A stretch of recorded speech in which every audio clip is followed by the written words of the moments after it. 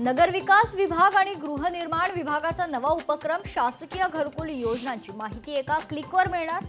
महाआवास नावाचं नवं ॲप निर्माण केलं जाणार। मंत्री शंभूराज देसाई यांची माहिती। बच्चू कडूंच्या आंदोलनाला बाळा नांदगावकरांचा पाठिंबा, शेतकऱ्यांचा सातबारा कोरा करण्याची मागणी। मनसे नेते बाळा नांदगावकर यांची मागणी।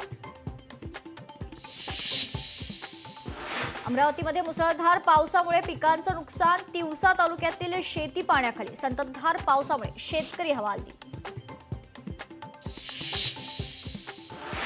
सिंधुदुर्ग जिल्ह्यातील देवगडमधील अन्नपूर्णा नदीवरील लोखंडी पूल कोसळलाय। पूल कोसळल्याने 2 वाड्यांचा संपर्क तुटला। सुदैवाने घटनेत कोणतीही जीवितहानी नाही।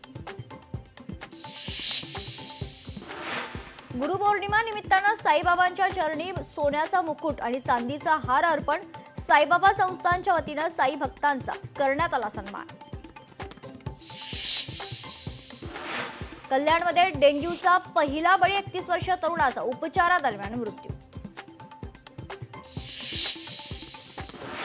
उल्हासनगरमध्ये मोबाईलच्या दुकानात राडा। EMIवर मोबाईल न दिल्याच्या रागातून तरुणाचा दुकानात राडा। दुकानावर दगडफेक करून मोबाईल फोडलं। घटना CCTVत कैद।